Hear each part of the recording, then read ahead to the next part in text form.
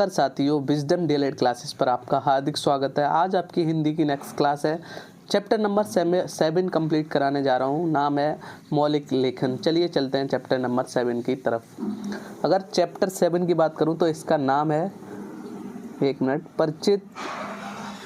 परिचित विषयों पर मौलिक लेखन, ये चैप्टर का नाम है। सबसे पहले इसमें क्या टॉपिक आपको पढ़ने को मिलेगा। जो टॉपिक पहला है वो है पत्र। पत्र किसे कहते हैं, पत्र का अर्थ क्या होता है, ये हमें सबसे पहले पढ़ने को मिलेगा। चलिए पढ़ते हैं आखिर पत्र होता क्या है। पत्र लेखन साहित्य की एक सशक्त विधा है। पत्र एक व्यक्ति के विचारों को दूसरों तक पहुंचाता है। पत्र लेखन का व्यक्तिगत, सामाजिक तथा व्यावसायिक सभी क्षेत्रों में महत्व है। तो पत्र क्या है, लेखन साहित्य की एक बहुत ही महत्वपूर्ण, सशक्त मतलब बहुत ही महत्वपूर्ण विधा है। पत्र एक व्यक्ति के विचारों को दूसरों तक पहुंचाता है। पत्र लेखन का व्यक्तिगत, सामाजिक तथा व्यावसायिक सभी क्षेत्रों में महत्व है। तो पत्र का सामाजिक मतलब आपस में व्यक्ति टू व्यक्ति भी बहुत बड़ा इंपॉर्टेंट रोल है, और व्यावसायिक मतलब ऑफिस के कार्यों के लिए भी पत्र का बहुत बड़ा इंपॉर्टेंट महत्व है। चलिए चलते हैं, पत्र कितने प्रकार के होते हैं। ये तो हो गई आपकी पत्र की डेफिनेशन, पत्र का अर्थ क्या होता है। आई होप आपको समझ में आ गया होगा कि पत्र का अर्थ क्या है, पत्र क्या होते हैं। अब पढ़ लेते हैं कि पत्र कितने प्रकार के होते हैं। तो पत्र आपके क्या होते हैं, पत्र आपके 2 प्रकार के होते हैं। कौन कौन से, औपचारिक पत्र और अनौपचारिक पत्र। कौन से, औपचारिक पत्र और अनौपचारिक पत्र। आई होप आपको समझ में आ गया कितने 2 प्रकार के होते हैं आपके, औपचारिक और अनौपचारिक पत्र। अब एक एक करके पढ़ेंगे दोनों में से कि औपचारिक पत्र क्या होते हैं और अनौपचारिक पत्र क्या होते हैं।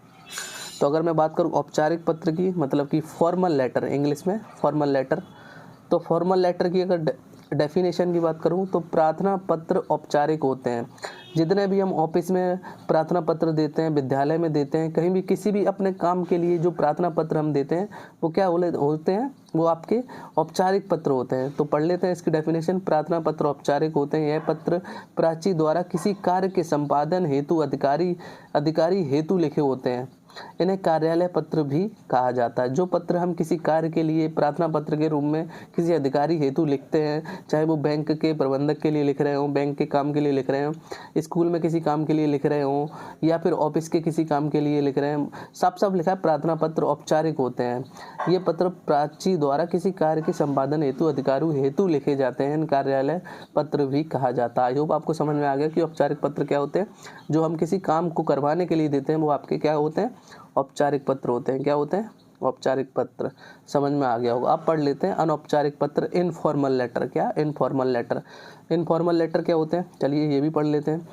व्यक्तिगत पत्र अनौपचारिक होते हैं। व्यक्तिगत पत्र मतलब जो व्यक्ति टू व्यक्ति भेजे जाते हैं। जैसे मैं अपने भाई को भेजना चाहूँ, अपने पापा को भेजना चाहूँ, अपने के मौसी को भेजना चाहूँ, अपनी बुआ को भेजना चाहूँ, तो ये व्यक्तिगत पत्र अनौपचारिक होते हैं, मतलब इनफॉर्मल होते हैं।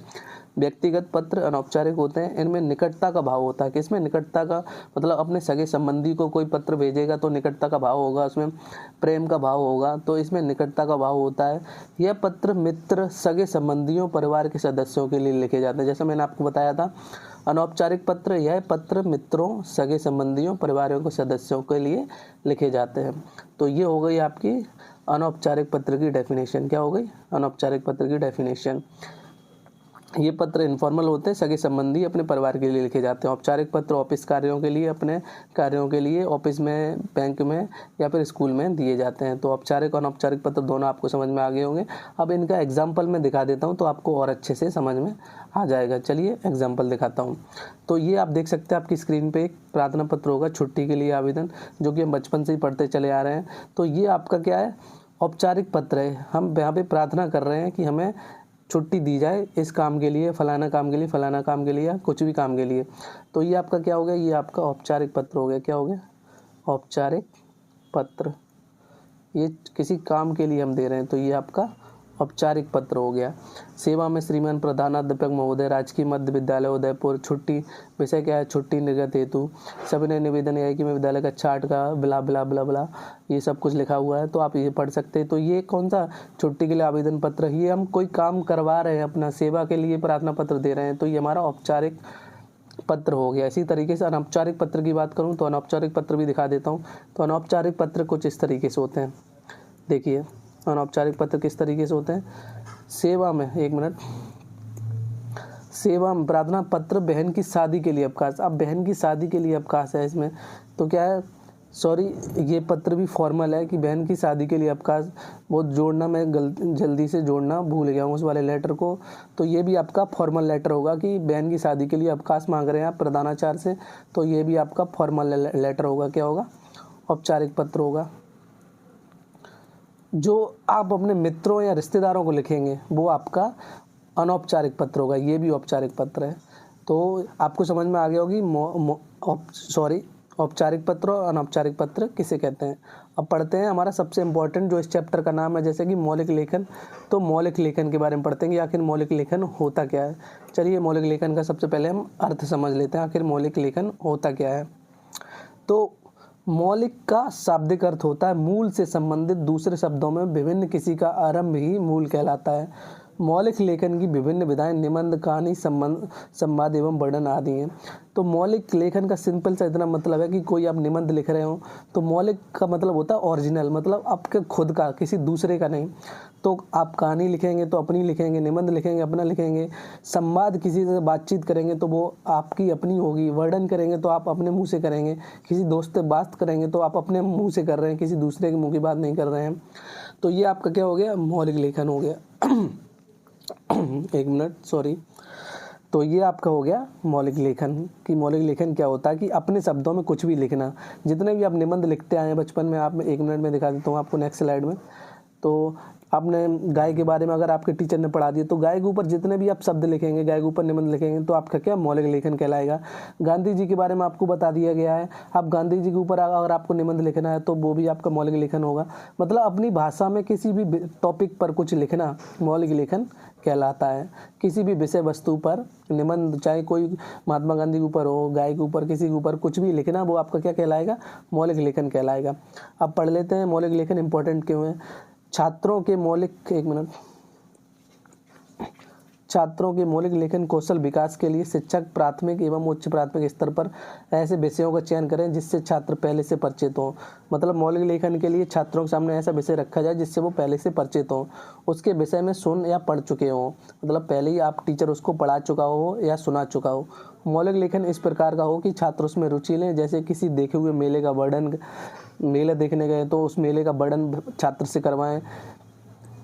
किसी अच्छी हुई घटना का वर्णन, किसी यात्रा का वर्णन, किसी महापुरुष की जीवनी का लेखन, जैसे मैंने बताया थी महात्मा गांधी महापुरुष की जीवनी का लेखन।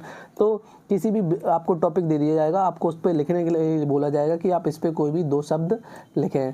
तो आप इस तरीके से, चाहे गाय दे दिया जाए आपको या महात्मा गांधी दे दिया जाए, किसी मेले पे ऊपर लिखने दे दिया जाए तो वो मौलिक लेखन कहलाएगा। क्या कहलाएगा, मौलिक लेखन कहलाएगा। मौलिक लेखन के ऊपर 2 नंबर का आपका आता है यूपी डीएलएड में। कोई एक टॉपिक दे दिया जाएगा आपको, उस पर आपको 4 से 5 लाइनें लिखनी होंगी। तो कोई भी टॉपिक होगा, चाहे वो महात्मा गांधी हो, चाहे वो गाय हो, चाहे कोई मेला हो, चाहे होली हो, चाहे दिवाली हो, उस पर आपको 5 लाइनों में, मतलब 50 शब्दों में कुछ लिखना होगा। तो उसका 2 नंबर आपको मिलेंगे। ऐसे करके क्वेश्चन आता है। आई होप आपको समझ में आ गया होगी मौलिक लेखन क्या होता है और आपको कैसे एग्जाम में मौलिक लेखन लिखना है। बस निबंध की तरह समझ लीजिए, कुछ ऐसा ही होता है। आई होप आपका समझ में आ गया होगा कि मौलिक लेखन क्या है। आपका चैप्टर यहीं पे, ये वाला चैप्टर खत्म होता है और चैप्टर के साथ साथ आपकी हिंदी का पूरा सिलेबस कंप्लीट मैंने करा दिया है। अगर आपको अभी तक आपने ये लास्ट क्लास देख रहे हैं तो पूरी प्लेलिस्ट मैंने बना दी डीएलएड सेकंड सेमेस्टर की। जाइए पूरी प्लेलिस्ट को आराम से देखिए। सिर्फ 9 वीडियो हैं। कितनी है, 9 वीडियो में पूरा हिंदी का सिलेबस मैंने कंप्लीट करा दिया। ज़्यादा नहीं है, सिर्फ 9 वीडियो। और मैं गारंटी दे रहा हूँ अगर आप ये पूरी देख लेते हैं 9 वीडियो तो 25 में से 25 आपका स्कोर डीएलएड सेकंड सेमेस्टर में कोई माइकल लाल नहीं रोक सकता। ये इस बात की मैं गारंटी आपको दे रहा हूँ। तो ये थे आपकी हिंदी का कंप्लीट सिलेबस जो मैंने पढ़ा दिया। अगर आपको पीपीटी चाहिए या पीडीएफ चाहिए, क्या चाहिए, पीपीटी चाहिए जो मैं जिससे मैं पढ़ा रहा हूँ, या ये पीडीएफ चाहिए, पीडीएफ के रूप में चाहिए, तो उसके लिए आपको हमारे टेलीग्राम चैनल को ज्वाइन करना पड़ेगा। किसको ज्वाइन करना पड़ेगा, टेलीग्राम चैनल पे जाइए, वहाँ पे आपको हिंदी की पीडीएफ मिल जाएगी, पीपीटी भी मिल जाएगी। व्हाट्सएप चैनल को ज्वाइन कीजिए, यूट्यूब चैनल को सब्सक्राइब कर लें ताकि आपको डीएलएड की सभी क्लासेस रेगुलर बेसिस पे मिलती रहे। तो यहीं पे हिंदी की हमारी कथा पूरी ख़त्म होती है।